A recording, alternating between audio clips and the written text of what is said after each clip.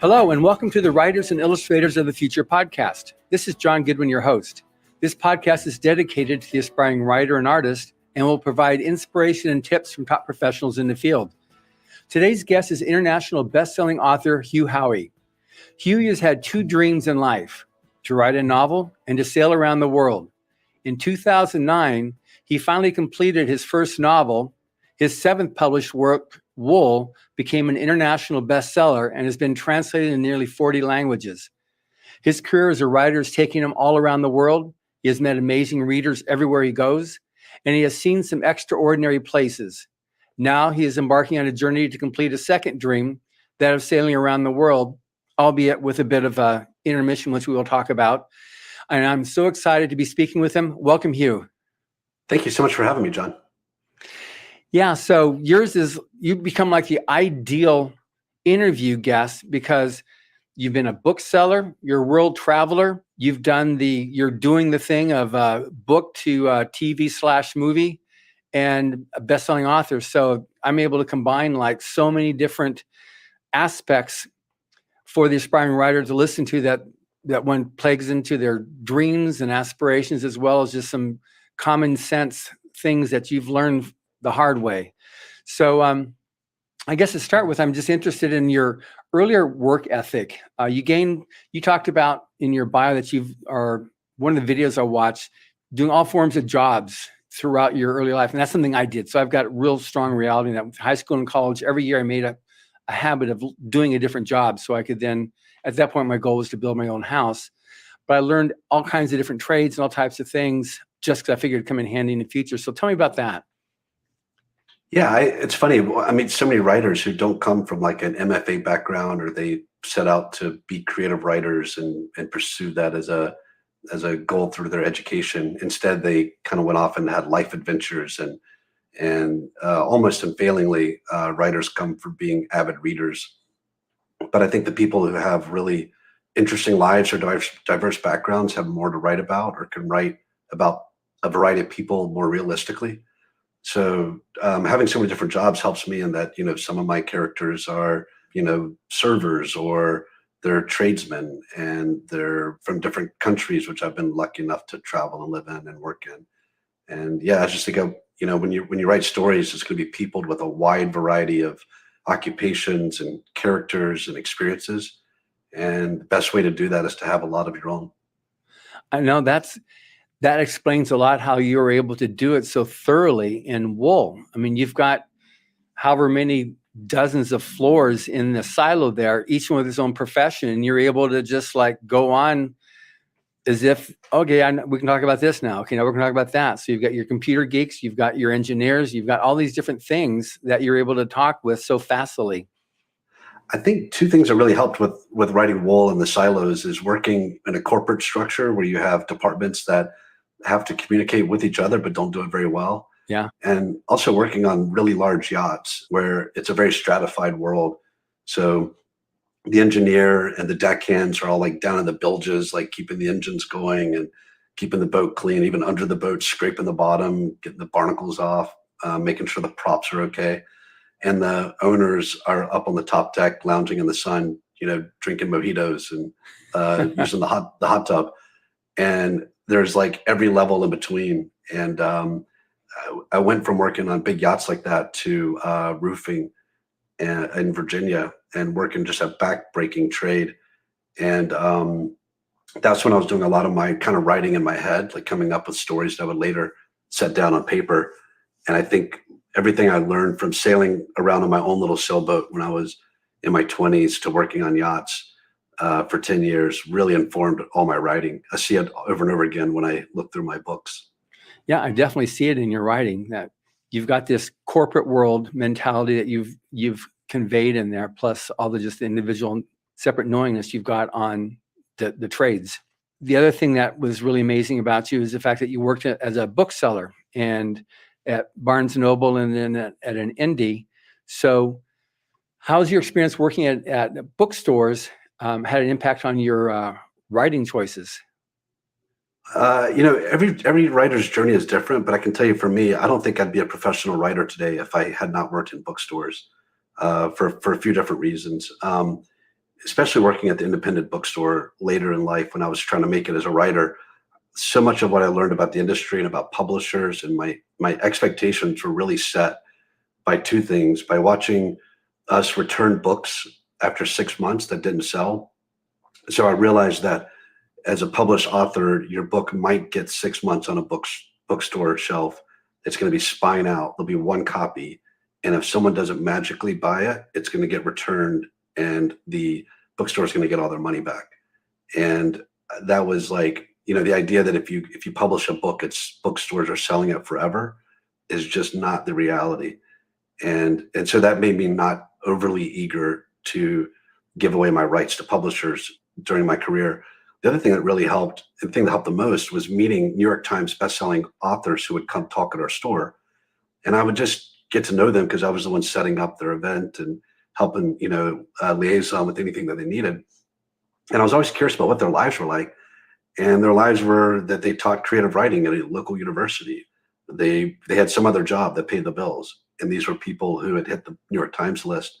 And so I learned kind of more about the income of authors, that it could be $50,000 every 2 years, which isn't much once you pay your agent and taxes and all that stuff. And that also helped me have a really long view of my writing career. Like, this wasn't, you're not going to write a book and retire. Oprah's not going to call you. You have to do it because you love it. And you have to keep doing it for a very long time without any hope of doing it by anything more than a hobby for a long time. Mm-hmm.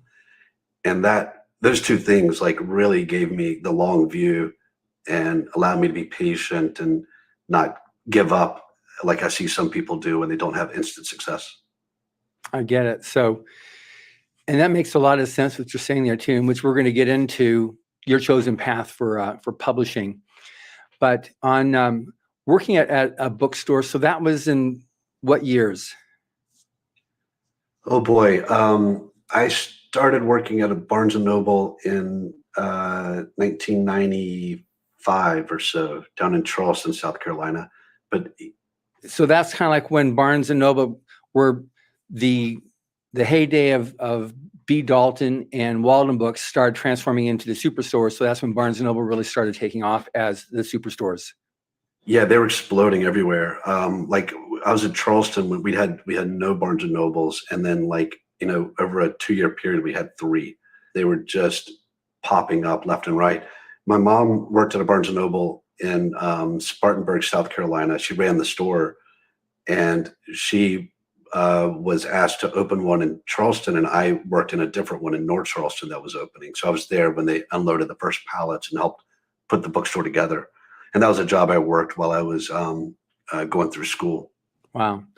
I must admit, I kind of miss those stores and those days with the stores. I mean, obviously that's not going to come back, and it's not the way it is now. But I mean, I've been in publishing since the mid 80s, and been through the explosion of the Walden Books and B. Dalton, and then as it changed to Borders, which obviously bailed, is gone now, yeah, a while ago, but Barnes & Noble. And it was just fun. We did a lot of in-store events. It was great doing them, meeting authors and all the different event personnel at the stores. And then because it's so long, you'd see them, and you have some of the sports store personnel would move up the ladder there for the corporate ladder. So they became the buyers, and people would meet later on when we go to the corporate offices. But now that was the time period. So we had a lot of success with one of Hubbard's books, Owen Hubbard's books, Battlefield Earth. And you'd mentioned before that you've followed his fiction career. Well, that book is one of my favorite works of science fiction ever. I've probably read it 8 times or so. And I got to where I could read it in a day because I know it so well. Like I'm reading every word. I'm not skimming, but it's like the better you know a book, the quicker you can get through it. And it's a 1,200, 1,300 page book. Yeah, it's a big book. It's sad that the movie wasn't as good of an adaptation. I think his science fiction is brilliant. He should be more widely read and better appreciated. Thank you. Yeah, he's. It's interesting how you mentioned that there is, the fact of getting the book out there, because it's sold now. It's getting ready to start pushing the 5 million mark. as a book, and the audiobook won the audio award. And it was as at a time when we did the multicast, this was been now in 2017 when the Audie, it had like 67 actors, and it was just unabridged. And so that tended to Amazing. bypass somebody adapting it, like what happened in Hollywood. Yeah. And also, that book made the Time magazine's like 100 list of greatest novels of all time, and it totally deserves to be on there. I push that book on so many friends. Like, they're always like, name some of your favorite books, and it's always in my top 5. And I just try to impress on people, like, you need to read this just to see how far he can take this one character from like a simple beginning to not just having, I don't want to spoil the plot for anybody, but he doesn't just have, foes to conquer on Earth, but like a much bigger series of events that he has to figure out, and handles it all in one novel. As a writer myself, I think about the pacing and the plotting of that book and just marvel that he pulled it off. It's really brilliant. That's great. Yeah, he wrote it in 8 months. And one of the things I loved about it too is that the protagonist, Johnny, he went to a library. That's where he learned. He went in books. That's how he learned. So it was a real staunch supporter of books and reading. Knowledge and was, his ultimate weapon was knowledge. Yeah. And the people, the bad guys in that universe, they're looking down on smarts and knowledgeable people was their, Achilles heel. So it just appealed to me at the age that I first read it. And every time I've read it since, I've gotten something new out of it. That's great. Well, thank you very much on that. So I watched your video at the Lawrence Livermore National Lab and found that quite humorous about how these are all like you said, the brainiacs, and you were talking about how you started in the direction of, was it science or medicine? Physics. Yeah, I was studying physics. And then, so you're talking to these guys here and how it was scary that these guys were up reading all night, and then they're coming in to do this stuff here on their research. Yeah, I didn't like getting emails from that lab saying like, man, I was up till like 3 o'clock in the morning reading your book. I'm like, you should be getting a good night's sleep. You guys are doing like, nuclear bomb research and fusion, and you have like there's this whole actual bomb demo facility on campus, which I got to see, which is crazy. These huge vaults that they put bombs in and then close the vault and explode things just to see what kind of yield they can get. So crazy stuff going on. That's crazy. I don't know if do you know Kevin J. Anderson? Yeah, we've crossed paths a couple of times. I like him. He's super nice. Yeah, he worked there for 12 years. That's incredible. Yeah, so some science fiction authors are actually smart people who come from science, and I am not. Well, Kevin was one of those authors that most kids, they wanted a bicycle or a gun or whatever for Christmas, and he would save up to get a typewriter. That was his beginning. He was like locked and loaded and becoming a writer at an early age. And just like that was his whole thing. Now he dictates everything that he writes. But it's 12 years there at Livermore. But so it gave him, that's a lot of his back data that he can use for the science in his stories. It's also just important to have a job that you enjoy, because it frees up a lot of time to work on your art in your spare time. Like if you're doing something you don't enjoy, I think it's hard to get any writing done, because it feels like kind of, I don't know, to me, working in a bookstore never felt like a job to me. Yeah. So writing didn't feel like arduous on top of that. Just felt like I was doing two things that I loved. Which is awesome. So now wool. So because we're going to be swinging a lot of these things and putting them all together in a little package here. But so how did wool come to be? It's like we've talked a bit about your past history, which I figured had something to do with it on the various jobs. So how did it that's the first in the series, even though it has an earlier on the next book? It has a weird backstory. I was writing novels at the time, and I had a bunch of more ideas for novels and I had time to write them. And one of these ideas was this underground civilization that just had one screen that showed them the outside world. And they had to trust whether or not that screen showed them an accurate view of the world. And that all came from just, this was at I was thinking about this at a time when people were just getting smartphones and spending a lot of time looking at their screens and looking at computer screens and TVs all day, and noticing just that bad news circulated more quickly than good news. And I felt like that was affecting the way people see the world, that we were getting more pessimistic about the world than we needed to be.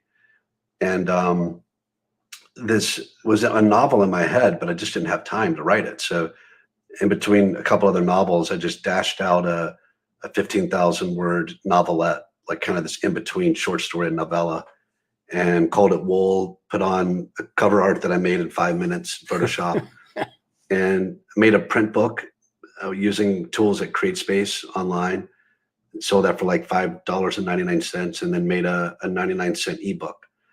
And I hit publish, and I went back to writing my next novel. And that little short story or novelette quickly became the best-selling thing I ever wrote. Like, it just went absolutely bonkers to where it was selling 1,000 copies one month, and then 3,000, then 10,000, and then 50,000. So you put this was on Amazon?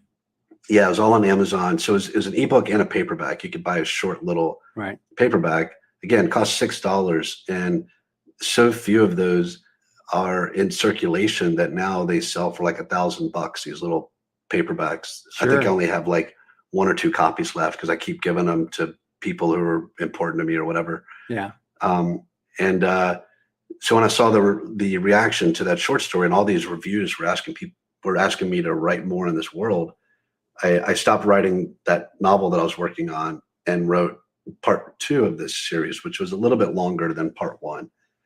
And I quickly had to outline a novel based on this short story, which has a kind of a rich tradition in science fiction, like books that start as short stories, like Ender's Game and Fahrenheit 451 and I, Robot and things like that.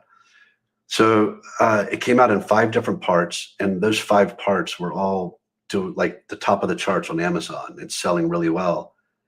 And one reader suggested I combine them into a novel just to save them the click, so they could just click one thing to read it. It was really that silly. And so it's just a simple matter of putting the files together, and I put just a yellow fallout shelter sign on the front and it was just a terrible, terrible cover. Again, 5 minutes, and threw it up for this one person who suggested I do it. And then instead of buying the 5 different copies, everyone just started buying the one novel. And at this point, sales got so crazy that the book hit the New York Times bestseller list. Again, self-published with no professional editor, no professional cover artist, none of that stuff. Just, my mom was editing for me, and friends were reading and sending in typo finds and things like that. So completely bootstrapped, hit the New York Times list, got a film deal with Ridley Scott, 20th Century Fox, got an agent, and started getting offers from publishers to buy the rights. Like, my world changed just in a matter of like 3 months. Went from publishing that short story to writing full time and making quite a living at it. So then that's obviously the point then where you're able to say goodbye to your day job. Yeah, which sadly, when I was working at the bookstore, I kept fantasizing and I wouldn't let myself think about it too much because it'll cripple you. But I would, as I was getting some better sales over the months and years, to where I was paying a few bills a month with my regular sales of my previous 6 published works. And I started thinking, man, if I ever could like make a decent living at this, there's nowhere I'd rather be than sitting behind this desk at the bookstore, because I was already getting fans would come and like hang out and talk to me about the books. People who worked at the university or in the community who had bought my books at a little craft fair, they knew where to find me. I'm sure your store manager loved that. He did, actually. Really? So Bill Pillow, my boss who hired me, I was doing a book signing in the bookstore one day, and he and I started talking. We had a lot in common, and we really hit it off. And he said, I'm hiring an assistant manager right now. You should put in an application. It's only 30 hours a week, the job. I only paid $10 an hour. Like, it was almost no money. And it gave me a lot of free time to sit and think of plots when I wasn't, talking to customers, shelving books and dusting books and boxing them up. And so he and I were pretty much best friends at the time. We would play golf all the time and hang out and spend time outside of work. So he was super proud of me. But I kind of dreamed that if I became a best-selling author, I I knew other best-selling authors worked on university campuses, and I would just work here, and this would be my little corner of the literary world, this little bookstore in Boone, North Carolina. Wow. So then Wool is book number 1, but then book number 2 leads up to Wool? Yeah. So when I finished the 5 parts, I had this novel that we collected into one book called Wool, and there was a lot of demand for a sequel, but and I've made some choices that I think are like artistic choices rather than commercial choices. I never wanted to get into a situation where I was writing the same book over and over again. It's a good career for the people that do it, but that just started feeling like drudgery or work to me. Mm-hmm. And the end of Wool is, I thought, so good, such a perfect ending, that if I just picked up where that left off in the next book, it really takes away from the power of that ending. It's like, okay, guess what? That wasn't the end. Tomorrow you have to do these things. And so the second book, Shift, I just took on a challenge of like, here's how the world ended, which is something that a lot of post-apocalyptic books don't do. And maybe there's a reason. Great books. There's nothing wrong with them. But Cormac McCarthy's The Road, a lot of books like that just started in the wasteland and you never see what happened. And I took it on as a challenge to let's tell an interesting story that shows how this world ended and how the world of the silos began. And it allows that first book to stand on its own. And honestly, it might be my favorite book of the series. It's my agent's favorite book, and a lot of people who like it a lot. Yeah. So it was a huge risk, and I think for me, it really paid off. I'm really happy I did it, because there's a great argument for reading all 3 books and getting this incredible overall view.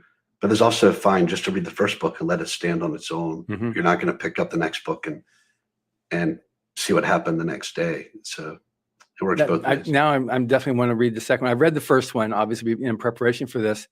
And I got to say, because when I do these podcasts, I always read at least a book, if it's a novel or a couple, if they're shorter, of any guests, so I can just know what I'm talking about when I talk to them. And I'm all over the place, with murder mystery, thriller, alternate history, fantasy, science fiction. So I started reading yours.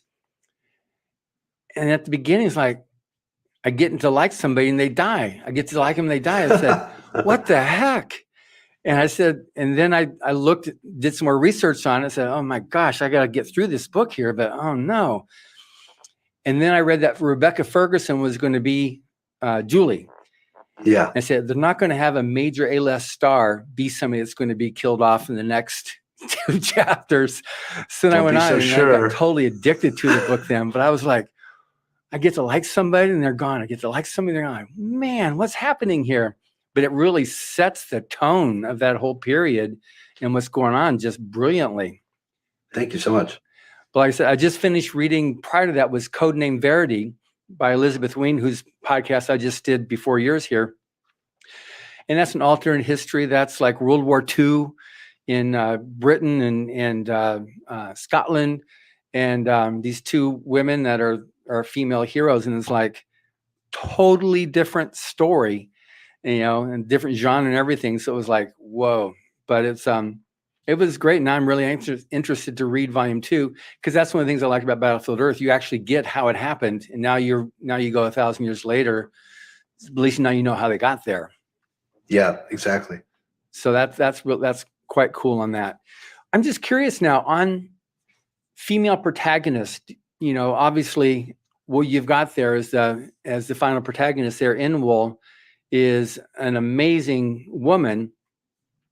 And I'm assuming she's going to have more to say in the volume 3, or maybe not, but in volume 2, in the first volume there, she really grew up and it turns out to be she was the perfect person to be there as the main protagonist there. Do you see a trend in that, or is that something that you go to, or it's just interesting? Because I've also been reading another person, Michael Anderle, with the Arthurian Gambit.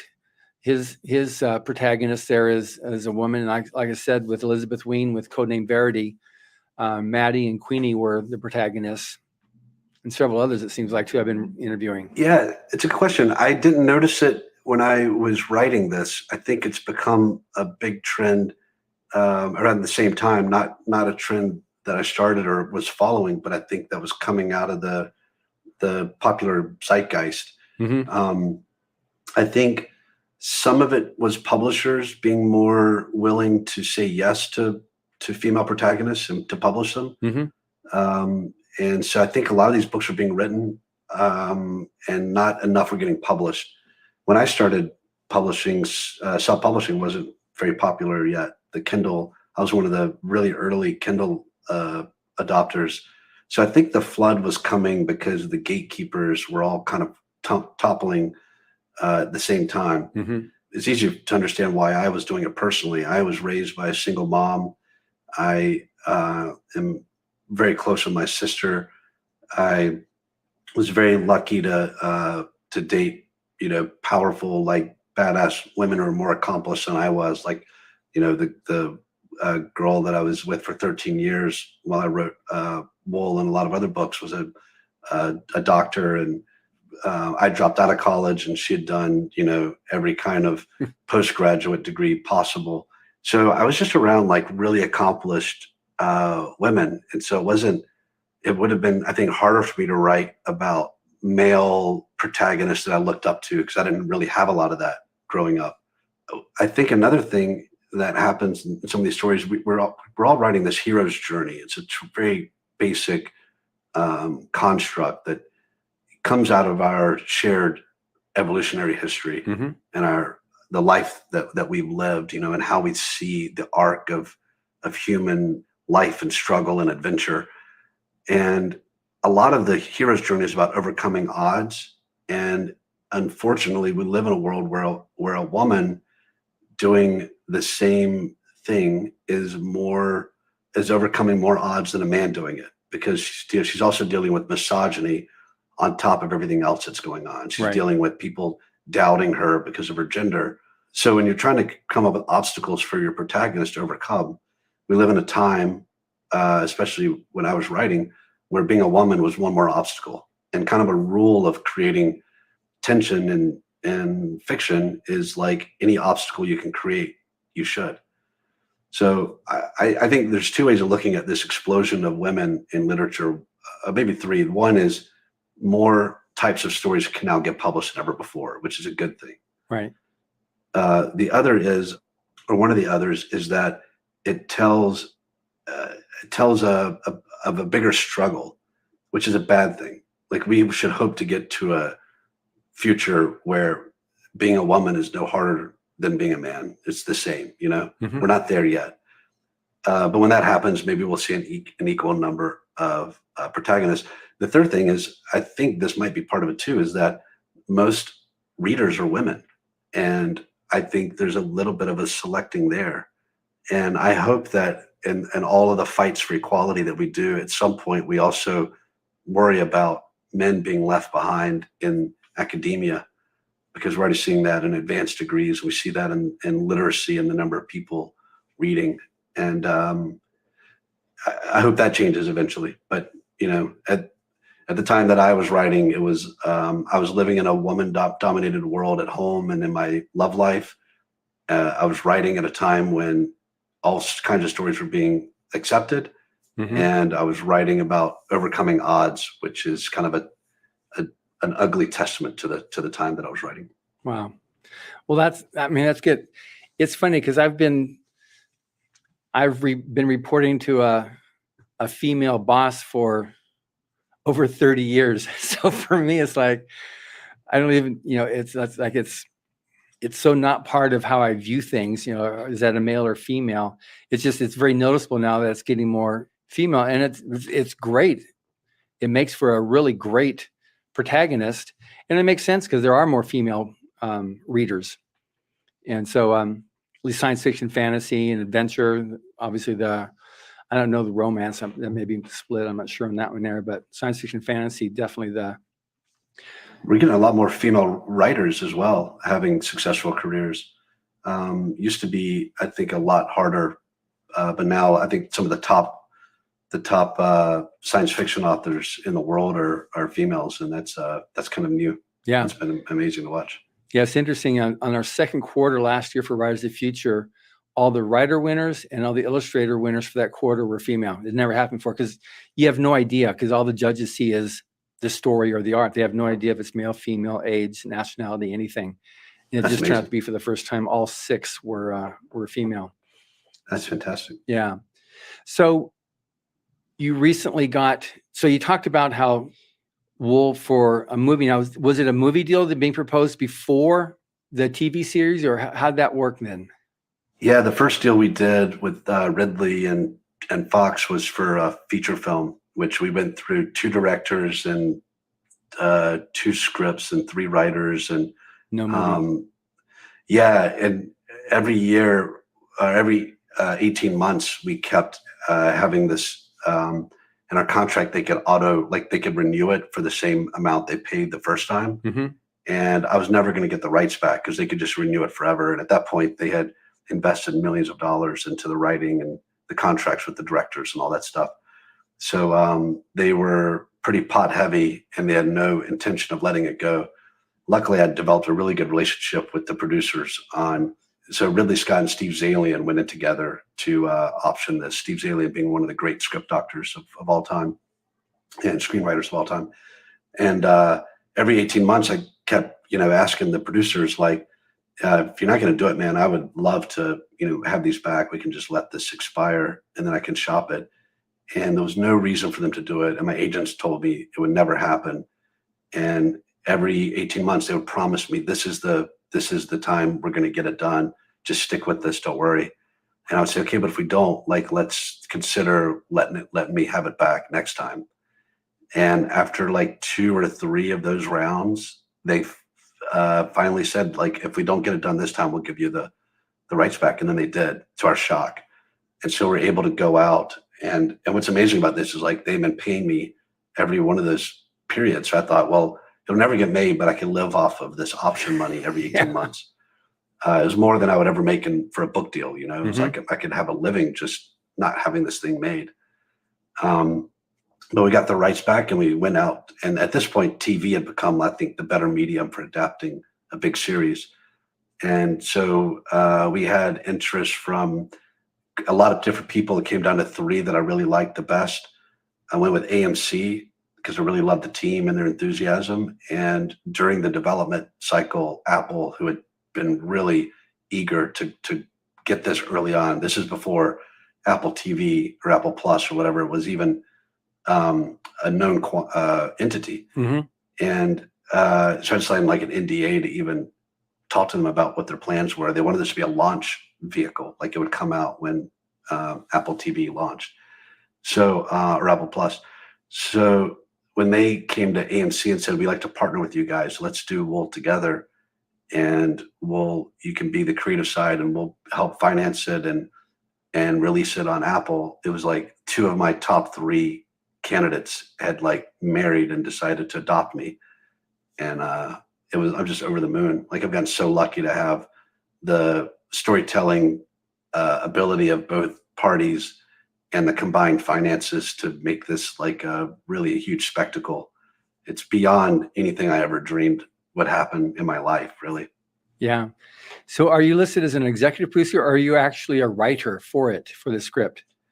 I'm listed as an executive producer. I've been in the writer's room and helped with the plotting the episodes and the seasons and giving feedback, and I'll pop in and answer questions, but I'm not writing episodes.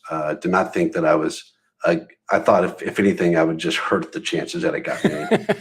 So a lot of the decisions I made back when I was doing those deals was just not wanting to mess anything up, because the main thing I wanted was to see something get made. Yeah. So then are the drafts sent to you for you to quality check or to make sure it's staying on track and that type of thing? Yeah, I've read all the scripts, and I still get them every day because they're still shooting now, and any tweaks they make, we're just constantly getting new versions. And I get the dailies every day, so whatever they filmed the day before hits my inbox, and I can watch every single take that they got on camera. At first, you watch them all, but then it's you can't spend 6 hours a day watching takes. So eventually you you watch enough to see what's going and get an idea of what they're getting every day, and you move on. When's it supposed to launch? It's a good question. I haven't heard yet. I think we're hopefully wrapping by the end of May. And then I'm not sure how long post will take. And I know they're already cutting episodes together as we go to a home meeting thing, but I would think it'd be like really late this year or early next year. Right. So they're filming the full season and then they'll just roll it out? Yeah, full season. And then I think it'll be weekly releases. I think that's how Apple does that. Yeah. And then you got everybody that waits till the end so they can then binge watch it over. Yeah, I'm happy. I like the weekly release thing because if you want to binge watch it, just wait a couple of months and binge watch it. Yeah. And if you like all the chatter in between, you can watch it that way. Yeah, and then binge watch it again at the end. Yeah, the problem with I think the Netflix model, which is where you drop it all at once, is you don't cater to the people who want to have that slow release. Like no one can force themselves to watch it with the rest of the world on Wednesday at 9 o'clock or whatever. So I like the fact that we're going to have both. Sure, you can cater to both audiences there. Yeah. How'd that timeline go then? So you wrote Wool, and then how long after Wool was written that you then Ridley Scott said, I want to do this, and then from then, that first, let's go with it to where you are now, where it's actually being recorded? We did the deal with Ridley before the fifth and final part of Wool, the novel, came out. I actually sent them a rough draft before it was published, so they had read it and saw where the whole story was. But it was really early on. Wow. That we had like it was going to go to auction. There was a bit of a bidding war, and Ridley and Steve came in and said, we don't want this to go to auction. And they made a preemptive bid. It was like, go with us or go take your chances with everyone else. And it's a smart power move if you've got a big name to like not overpay and use your name as the lure. And yeah, it worked. Let's see, that was in early 2012. So here we are 10 years later, and it's all happened so fast for me. People like, it's taking forever, but man, there's a lot of Game of Thrones sat on shelves for a long time before it got made. Most things don't get turned around as quickly as we see, some of these big. It's becoming this new thing where a book would get adapted really quickly. It's more likely that it's sitting around for a long time before it gets adapted. Yeah. I was talking again, Kevin Anderson and Brian Herbert with the last Dune movie. That's been over 10 years. That was going, it's on, it's off, it's on, it's off. And then finally, then it was a long time. And they were executive producers, but they were the ones that were okaying all the scripts and making all the changes to make sure it's consistency with the actual book and there's no variation, which true enthusiasts will be first to just absolutely crucify. So that was I love the movie they had there. I thought it was one of the best movies I've seen in forever. I was just really blown away. And so I can't wait to see the second one. I can't believe we got Rebecca locked in to be Juliet before. I know, that was awesome. Because the second movie will probably be coming out like at the same time the TV show is doing a second season or something, and her star is just rising, and I'm happy to be a part of that. Oh, absolutely. Yeah, I was there. It was actually in October at the Rise of Future Gala week when Kevin was here, and that was we showed. That was the first week, so we showed to all the winners and judges who were here. Plus, he had some of his producer friends come in so we could do a screening of it. And then he got the phone call the next day saying, okay, they're going to greenlight the next film, well, which he was quite chuffed about on that one for sure. That's amazing. Yeah. It just did so well that first week. Yeah, we've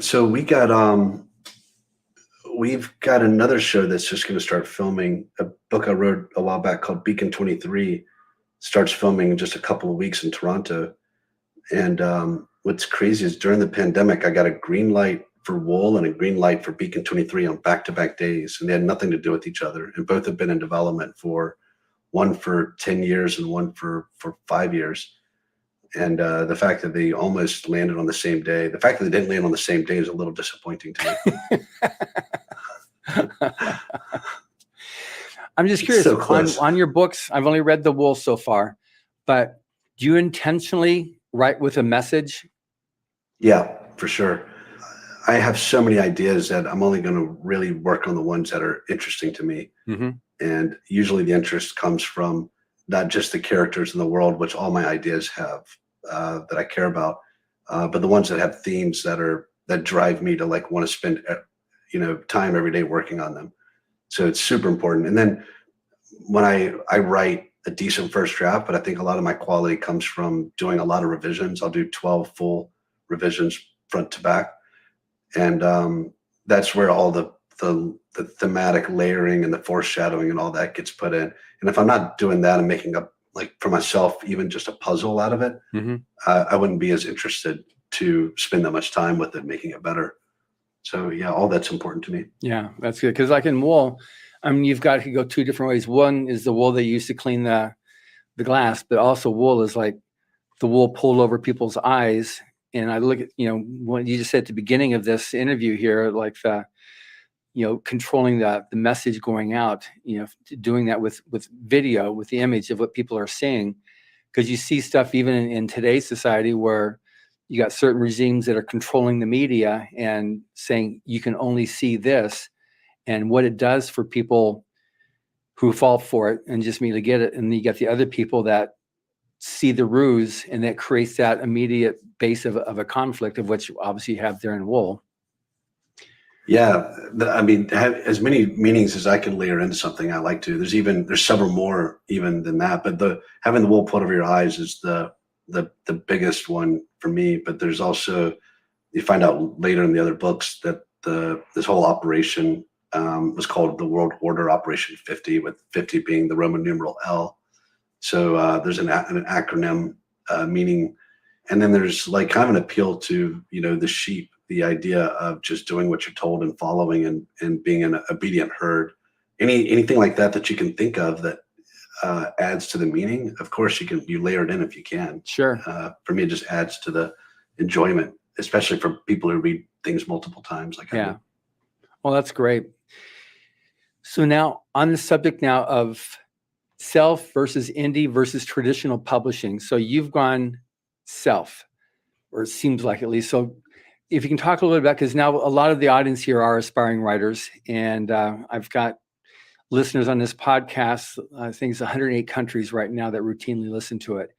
And so a little bit yourself on, on your various options. Plus you've got your perspective also as a bookseller, of what you've seen and what you've observed. So a little bit, if you can talk about all three of them and then why you chose to go the route that you did, so that others can track with that. Sure. I could say that. So these days, I don't even know what I am anymore, because I have a lot of books with traditional publishers, especially in foreign countries. Most of my books are now with traditional publishers here in the U.S. I've done some, really interesting deals over the years by not giving up my rights and waiting until people would do like 5-year deals and stuff where I get my rights back, which is unusual.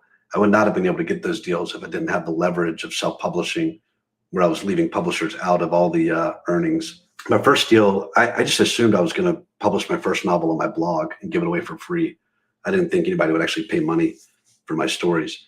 So it wasn't until friends started reading the Word document and they were like, "You should try to get this published. This is great." Then I sent it around and had a small press offer me some money. And that was more than I ever dreamed of, like that someone else is going to pay me in advance and they'll do the editing and the cover art and all that. So I was thrilled. I did the deal, and then I quickly saw that the tools they were using to publish, I could do the same thing on my own. Self-publishing was really just coming into its own at the time, with print on demand, printers like Lightning Source and Creative Space, and then of course with the Kindle, and later the Kobo, the Nook, the iPad. There were so many outlets. So my second book, the sequel to my first one, I decided I was going to self-publish this. I got the rights back to the first book, which was a really lucky thing I did before my career took off. And then just started publishing everything myself from then on out, and never thought I would do anything different. But eventually I was making enough money self-publishing that I could do deals with publishers, not worrying if the sales were less or if I was making less money per sale. What I was excited about is that I was going to reach different readers. The people who shop on the Kindle store aren't the same people who shop on Audible for audiobooks, and they're not the same people who shop in airport bookstores. These are all different audiences. Mm-hmm. There's some overlap, but there's also some people who don't move between those different markets. So I've really seen the point, as I've no longer had to make financial decisions, of just trying to make decisions that might increase my readership and increase my adventure as a writer, so that I learn more about different avenues and different ways of publishing. For me, it's all a learning experience. Right. So by this time, I've now published in every way possible, and I've published with Random House and HarperCollins and Houghton Mifflin Harcourt and just some of the biggest publishers in the world, and gotten to enjoy working with their teams and stuff. But if I had to say which one I like the best, I just love self-publishing because I have all the freedom and all the control. I can operate at a quicker time rate. I get to work directly with my audience, and my earnings per sale are much higher. Sure. So, because I've talked to a few of the other authors, and they've done the self-publishing, or like I said, Michael Anderle, when I interviewed him a while ago, he's one that created the 20 books to 50K. So he started off self-publishing, and then he created his own publishing house to handle publishing and stuff because he was writing so much. But foreign, he did that through other publishers, so he's done a mix on that. So has there been any particular rhyme or reason, like on everything foreign, I now do automatically through other publishing houses just because it's all the different translations and distribution and all that stuff. And then in the US, North America, however you break it down to where it's, well, now it sounds like you've gone the traditional now that you've got yourself a major name established. Well, my next two things that come out would probably be self-published. One's, I don't think a publisher would pick it up. It's like a book written on postcards. So it's like a 4-inch by 6-inch book with like 60 postcards in it, and the front and back are written on. They tell a story. And I know how to publish that, and I don't think anybody else would. I've done a children's picture book that we're going to take around to publishers, but if they don't want to publish it, I'll publish it myself. I hired out the artist and did it's all done. I could publish it tomorrow if I wanted to put it on iPads, but we're going to give publishers a shot at it. Sure. But I assume that I'll self-publish that if nothing happens. So I still think of self-publishing as the default route, but now I'm working mostly on TV. I'm doing a new show from scratch for AMC that I've been building from the ground up. It's brand new IP. It's not based on anything that I've written before. And that's just keeping me busy all day, and loving that. So it's about sailing around the world. No, that's another book that I'm going to self-publish this year. Actually, I wrote a memoir last summer that did really well in the Kindle Vella program. So I'm going to turn it into a book this year. So that's another project that's going on. And no, this new IP is a complete science fiction. It's it's an amazing story. Actually, just wrapped up the pilot. Finished the pilot today, and I'm going to mail it off with my co-author. We're going to mail it off to AMC tomorrow.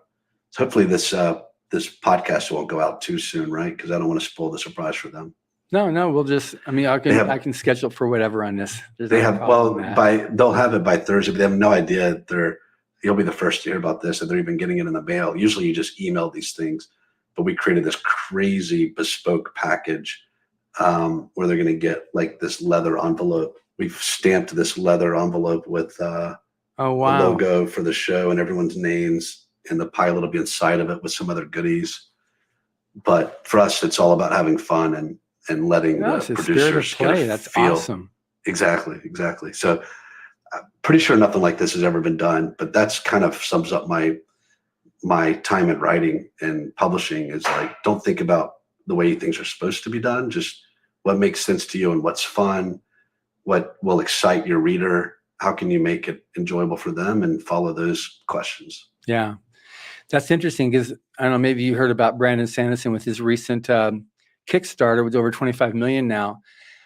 But during the pandemic, because he's like what you're doing, he likes to be productive. And so I got my surprise 4 books that nobody knew about. And here you go. And so then it's just people oh my gosh, and that's on top of all the deadlines he was making. So now, similar to yourself, now you've got what you're writing already, but now here's this new surprise thing here, and here's other stuff that people don't know about that's coming. And then all of a sudden you've got hear about this and this and this. It's so cool that that you're so productive in a time period where, quote unquote, the world's been shut down? Yeah, this is what I tell when I talk to people who want to be writers. I just want to know how passionate they are about it, because the chances of making it, you're going to do it whether you're making a living at it or not. Like my mom doesn't knit or do jigsaw puzzles or garden because she thinks someone's going to come offer her money for it.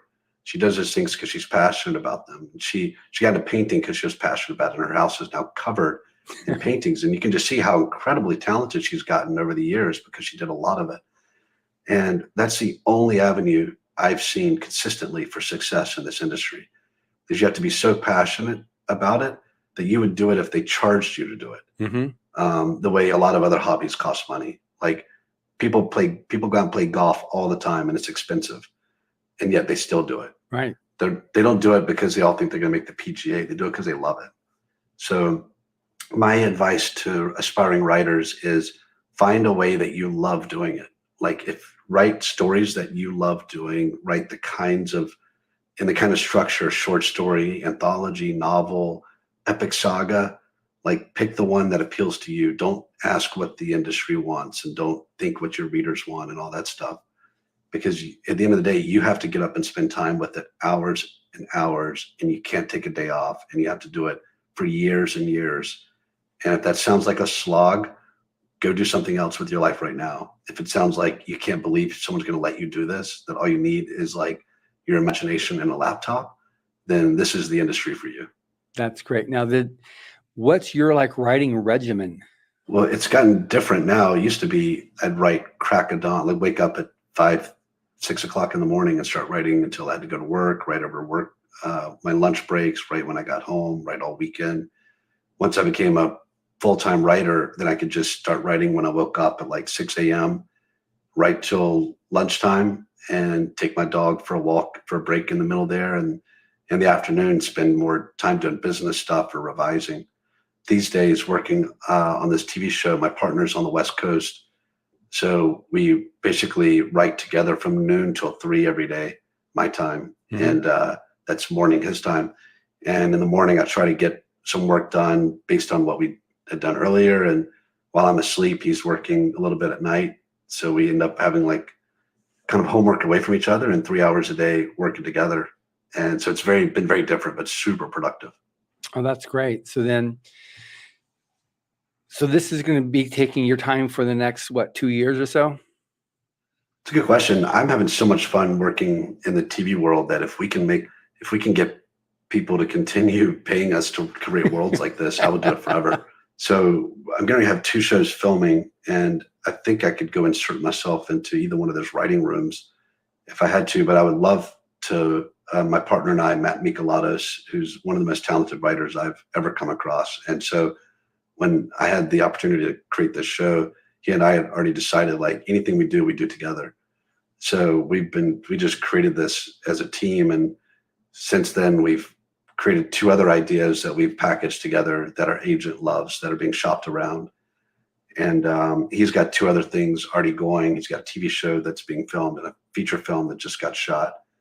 So I'm hoping we get to a point where we're having to turn work down and we're just able to work on telling stories in the TV medium for a while, because I love the collaborative process. I just love that we get to work with teams and hang out in rooms with other creative people and watch other departments add their creativity and expertise to our story building, world building. Mm-hmm. So yeah, I'd be happy doing this for maybe the next 4 or 5 years, and then just see where we are. And I don't know, it's hard to look any further out than that for me.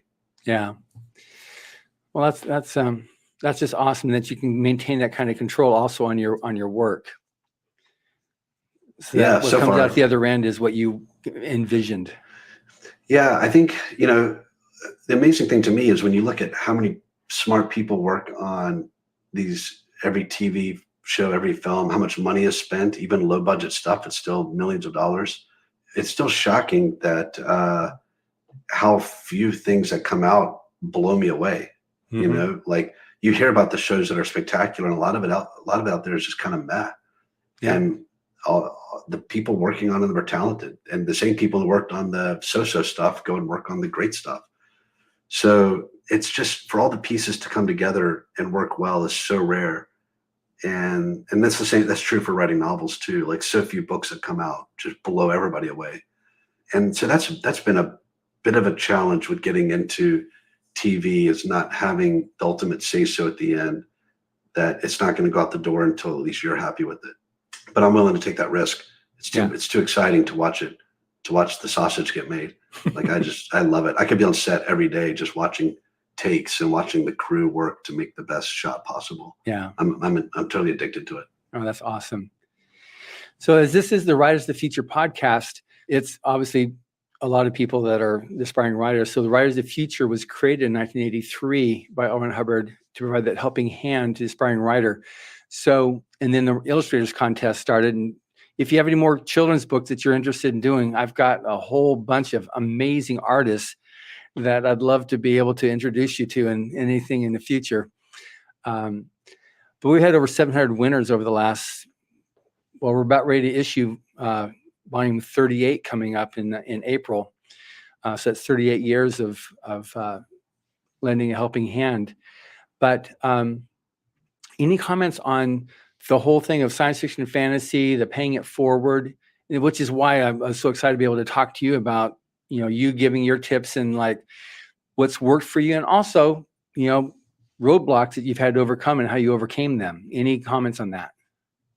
Yeah, first off, it's such an amazing tradition in this industry. I think especially in the genres, but probably, I don't know. I was just had a conversation with someone today who was talking about how they didn't feel like they had as much support as a literary writer as they see those of us in the genres get. And we were trying to figure out why that was. I don't know if it's because there's fewer seats on the literary bus for success, so it's more competitive.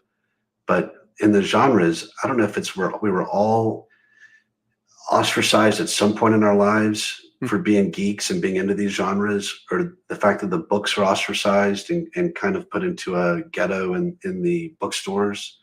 They're treated as other, but there's something about that makes you band together the way sailors do, and for mutual support and safety and comfort. And I noticed when I first started writing that I was able to get help from people who were so much more successful than I was. And I found the same thrill in trying to help people who were working their way up the ladder. Just any bit of knowledge I can get, any leg up. All the writing advice I've ever thought of, I've published for free on my blog. Just, here's everything I wish I would have known. So yeah, there is something really wonderful about that tradition, and I'm glad it was there to help me. And it's, if anything that I've ever done has helped another writer, it's just thrills me to pay it forward.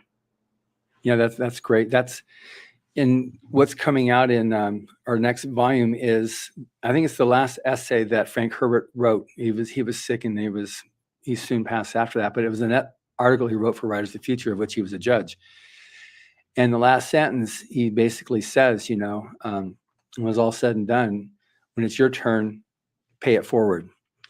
It's because science fiction, fantasy, and other genre fiction, nobody is the competition. Yeah. Orson Scott Card says, I do this stuff. He's been a judge since almost the beginning, and just said, look, I like to read, so I'm gonna be able to have some control of making sure I'm going to get some good stuff to read in the future. So that's a great attitude. Yeah, it's all the different judges that we have are there. One of the requirements to actually be a judge is, the desire to help. Obviously, you got to have success, but then the desire to help the aspiring writer and give them that helping hand and what to overcome. So I guess like the last question I just want to ask is, any things you had to overcome that, and how you were able to do that, like the roadblocks, somebody saying, don't do it, or this is, that they were negative, that you had to deal with. Absolutely. The worst was when I was just trying to figure out how to make it as a writer. I was on a lot of forums and blogs and trying to, connect with other writers who were in the same boat as me, and finding people who were like submitting to agents and trying to figure out how to publish. And I got on one blog or one forum that was just for aspiring writers, and people querying to agents, and some agents and editors would even come in and interact. And I just was floating the idea that like, maybe I shouldn't be taking this contract with this publisher and I should self-publish. And maybe there's a future where self-published authors make money and agents would come after us and film deals and stuff would come to us rather than us begging other people. And I was hounded out of that forum and eventually just asked not to come back because they thought that my opinions were like too seditious and damaging to the careers of these other writers. And it was really difficult for me not to let how convinced they were, and they all had been in the game longer than me, which took me a while to realize that it was to their detriment, not to their advantage, because the industry was changing so rapidly that someone coming in like I was asking questions was actually had an advantage over them. But I didn't know this at the time. Instead, what I had was my gut telling me one thing and all these people that I looked up to telling me something different. And it would have been really easy for me to not listen to my gut and make a huge mistake and just sign away rights for forever. And my books would have come out for a few months and disappeared. Instead, I, owned my rights and had all kinds of bargaining power later. And anyway, just not getting sucked into that negativity and what's impossible was the best thing for me. And I think the fact that I'm writing in science fiction, which is just this world of possibility and tomorrow and advancements and progress, stems from the same part of my personality, the optimism and the belief that things can be more amazing than the current systems.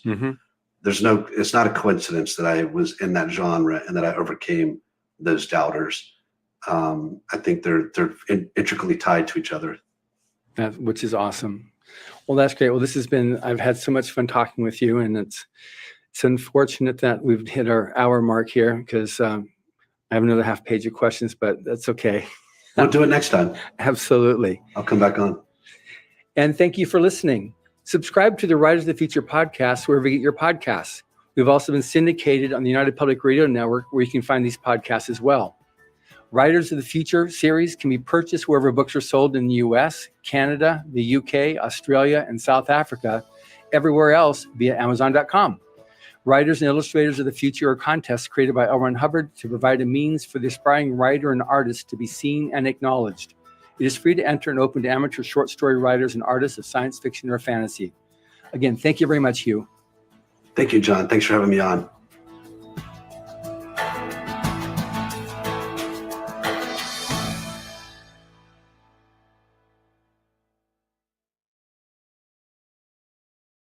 Dominate the field and fill all the magazines, these other people won't be heard. And it's in the variety of humanity and their voices and visions that new ideas come about and our future is changed. And so he really looked at it and said, I want to set up a contest that will ensure that these people get a platform so that their writing gets discovered. And he bequeathed money to that. And actually, Joni Labaki, who's the contest coordinator, says that they use the funds from Battlefield Earth, which has been a bestseller for many, many years, a #1 New York Times bestseller. So that money they use to fund the contest with. And it's been an amazing, so many, you think of David Farland, Patrick Rothfuss, all of these, Ken Liu, all these writers that we